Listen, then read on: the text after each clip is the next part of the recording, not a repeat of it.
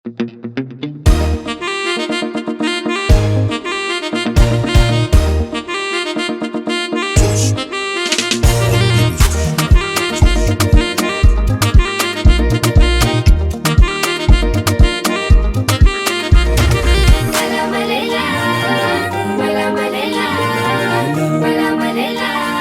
nikataka baru tiyafaka mavu Mamirata mutula yetele matanjenga Lela yuma mivula Mavandi fatea azo Manotule moye amitani antenga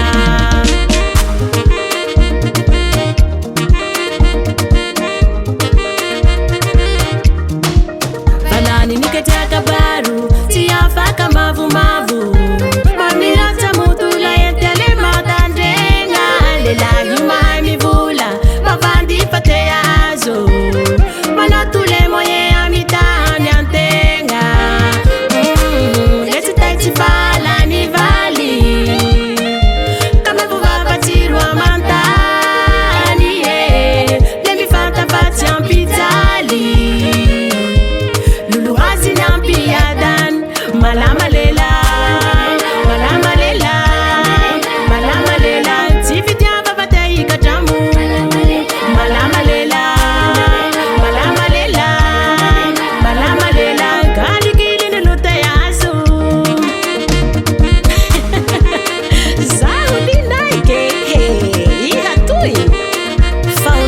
Zonta miningi, lati ni tandi na duye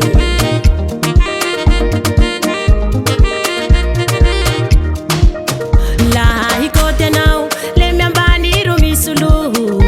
Bona faiza nde lamba za waniana La fama hazu twera,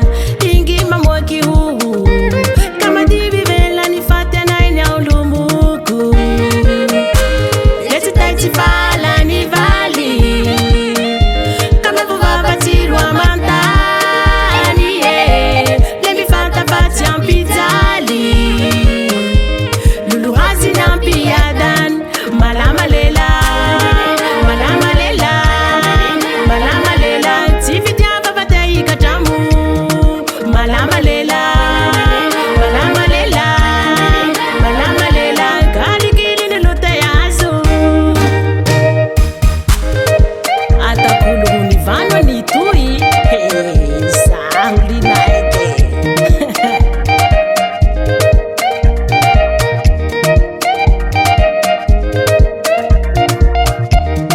Langu zora ngadia, vangu lesa ngadia Lela mami laba ya vau, lava zeva ning sa inau Malama lela